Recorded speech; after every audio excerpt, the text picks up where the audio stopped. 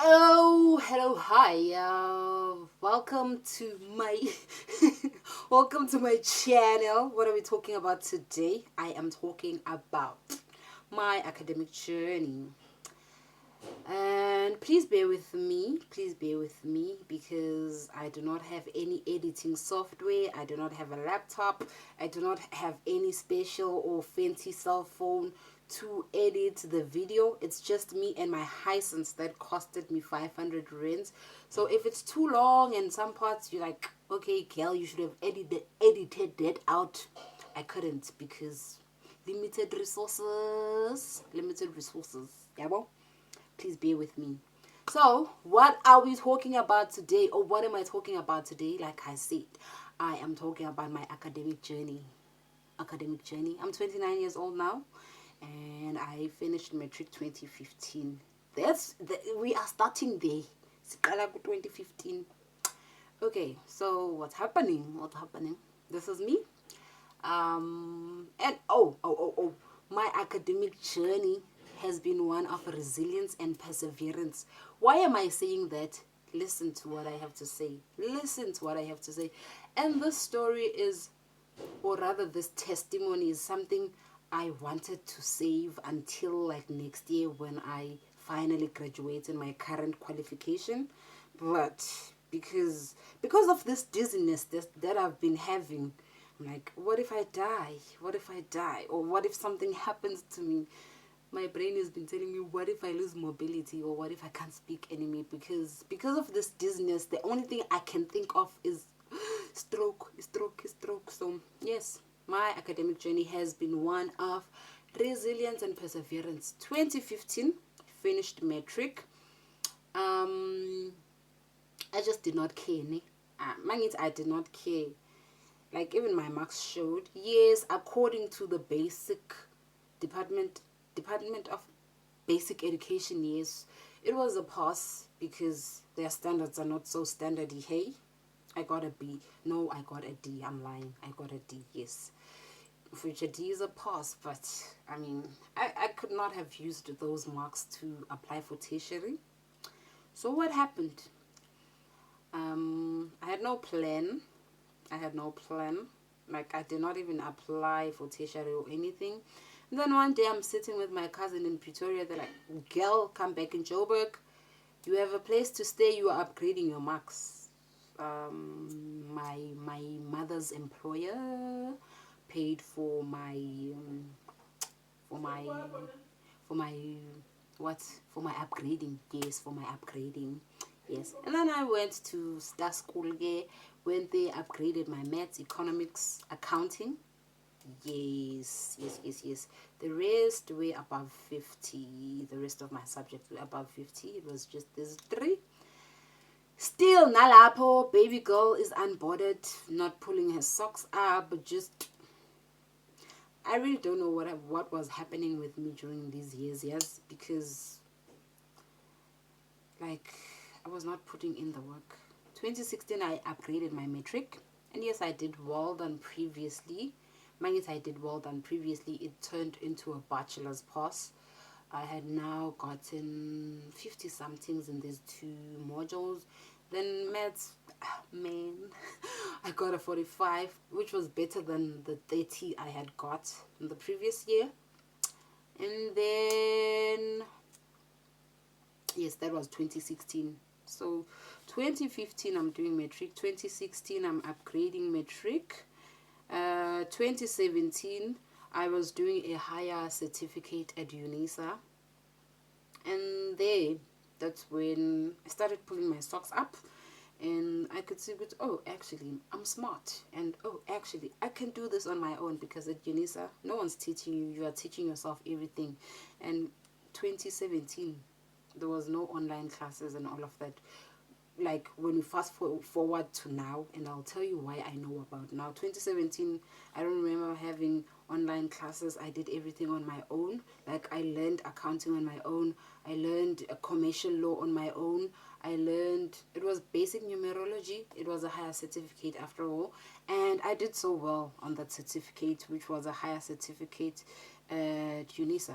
Yeah, well, so when I got my marks for the first semester. I was like, oh, actually, girl, you can do this. You can do this. That's when I started believing in myself. And then I applied for other tertiaries, to go to other tertiaries, I guess. I applied at UJ, I applied at NMU, I applied at TUT, I applied at UP.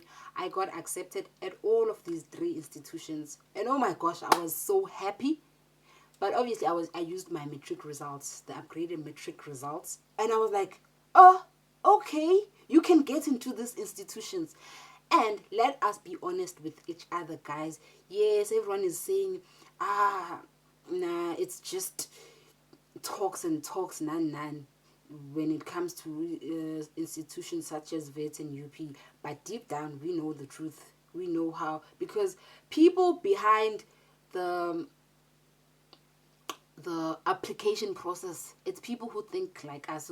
Yeah, if you go to VET, then you're going to get a job. Yabo. So now they,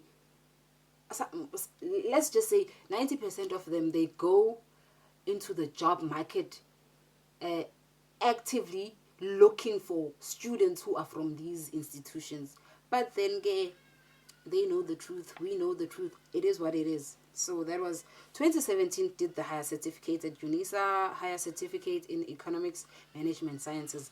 And then 2018 I had decided, okay, I'm going with the UP. Then I was accepted into an extended program. Yes, extended program. So I did the extended program for 1 year. Then the following year, I chose BCom Informatics. BCom Informatics. Another side story. I remember one of our psychologists, we had that survey thing, like in Mamelodi, when we were doing the extended program. You had to tick like your likes and your dislikes and all of that. And I remember that psychologist telling me to go with the qualification that is going to allow me to work with people or to help people and all of that. Like, it is fun and about social work. So but okay, what's an ever? I'm going for BCom Informatics because technology is in demand. Because. And then I went for the BCom Informatics. So 2019, 2020, 2021, 2022, 2022, I was doing a BCom Informatics at the University of Pretoria. And then I got excluded the first time. I appealed. They took me back. Got excluded again. I appealed. They took me back. But during the year, I was seeing, I'm not going to make it here. I'm not going to make it. Then I started applying. But this time I was like, I have to be realistic. Okay, now I'm older. I cannot really do the physical classes, and then now I was thinking about where am I going to get the finances, because I had used up my NFSAS at the previous institution, which was UP. So obviously with the years, N plus most. Then I sat down with myself. Yes, I sat down with myself. I was like, girl, we are born. You are not going back there. You are going to get excluded. Now we are born. Icon. And then I applied at UNISA. I applied for BA in Community Development. Community Development. Community Development. Meaning I'll be working with people somewhere up on a lap. I'm not working yet, but you get the gist, or you get the vision, or where I'm going with this. Remember, previously I told you about the psychologist who told me to apply for a qualification, or rather after the extended program, to do a qualification that would allow me to be in people's spaces. But I'm not crying. Also, another thing, in case my mother, my family, my aunts, my cousins come across this video, I'm so sorry, especially for my mother. Hey, I'm so sorry, because for the longest time I've been going on with this lie that I completed the BCom Informatics degree, of which I did not. I got excluded, academically excluded. And the reason why I kept this lie going on for so long is because, sana, we know how family is. Bengisaba ukuhletshwa, bengisaba ukuhlekwa, zonke lezo zinto lezo. But in case they get, or this video finds them, it is what it is, guys. I'm currently doing this qualification and I'm completing it like next year. Like, yeah, but. And then I went to UNISA now. 2023 I started at UNISA. Mind you, now I do not have a funding. I don't have NFSAS. It's just me. It's just me. It's just me with no funding. So how do I move past this qualification? With the lie that I was speaking, I did say to my mother, oh yes, I'm going back to UP, completing the qualification, but I need registration money. So my mother gave me 5,000 rands to pay registration at UP. Yabo. So I did not pay that registration at UP. I paid for a registration at UNISA for this current qualification that I'm doing. Yabo. And then I did my qualification. Could not see my results. Ngoba why? Ngoba uKiel has not paid the tuition fees. Yeah, unyaka wahamba uKiel's not seeing the results. And then December, actually not even December, November, I get a call. Hey, you won a competition, yeah, so and so. And I'm like, hey, you bloody scammers, I'm not up for this. But they're like, oh girl, you won, like definitely. And yeah, again, imali yangena beginning of December. I took the money and I paid the rest of my tuition fees. Ngathola my results wam. Mabashap. Ngathenga laptop enja. Mabashap. Ne. That's how I got through my first year of the BA Community Development at UNISA. Yabona, the resilience, the perseverance. Okay. Let's go to the second year. Second year, uyaqala unyaka January, February, people are registering. Umihle akana mali registration. Umihle wenza njani? Umihle uyabhala ku Twitter ukuthi hey, I need registration money nan. And then someone texted me like, hey, someone's willing to pay for you your registration. Sharp. I sent my details. They paid the registration. Gail is registered. And then during the year, they sent me a message. That same person who paid for me sent me a message like, oh, please send me the details again. I'll pay the remaining amount for this semester. How much is it? I sent. They paid. And then, yeah. Then end of the semester, they wanted my results. I sent my results. And then there was another remaining amount now. So it was 2024 December. Now there's a remaining amount for the second semester. They did not pay for that. And I guess I was too shy to ask or to go back to the person like, oh, hey, because I did see that the person was paying through a company. I just don't remember what the company was called. Yabo. But I was too shy, or rather too scared to be like, hey, second semester kaloku, please pay again. Now I'm owing the institution Boma 5.0. I did not see my results for the second semester of 2024. Went about my year. And 2025 waqala unyaka, I tried ukuhlanganisa imali, ayihlangani imali ayikopani. So for the duration of 2025, I was not registered. So yeah, in 2025 I was not registered. I was not doing anything. I was at home, and I decided to go back home to the rural areas and stay with my grandparents. Yeah, I was at home 2025. Nothing going on in my life and all of that. Yeah. Then now, fast forward to 2026. We are in 2026 now. What happened? Tombazana got funding for 2026. By the grace of the God. By the grace of the Creator. Because I'm like, okay, I got the funding. And I was like, thank you, Lord. Thank you, Creator. So baby girl is currently registered for a final year. But now, here's another thing. Another obstacle is in my obstacle. What's happening? Baby girl no longer has a laptop. And I know most people are like, but yeah, you can do your modules just by a phone. Sana, typing on a phone an essay, yeah, about 700 words, writing an exam for 4 hours on a phone. It really doesn't make sense to me. So right now, I don't have a laptop, and yeah, and I'm getting this qualification. This qualification is mine. I really can't wait for my graduation. Like, already I've been planning my outfit with you.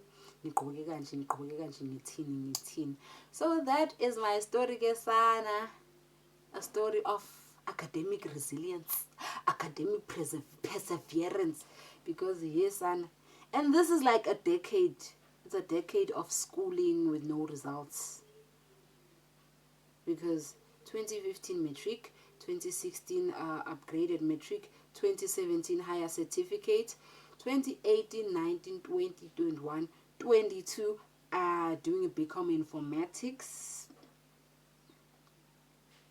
and then 23, 24 we are excluding 2025 because I was not doing anything. But yeah, again 25, 26, this is like 12 years of schooling. But you know what, I got this. I got this. I just need the laptop. Yeah, otherwise I got this. And I'm grateful that I got to be into the IT space. Yes, currently I'm doing BA community development, but my BA community development will have something to do with the IT space, because growing up at Joburg, or rather staying that side, I had access to our programs from institutions like our Africa Tikkun, because I remember 2024 when I was working at an IT company, and that program made me realize that, oh, people here in my rural areas don't have access to such programs, the AWS programs, the cloud computing, or AWS is part of cloud computing or whatever. But people here don't know cloud computing, machine learning, zonke lezo zinto lezo.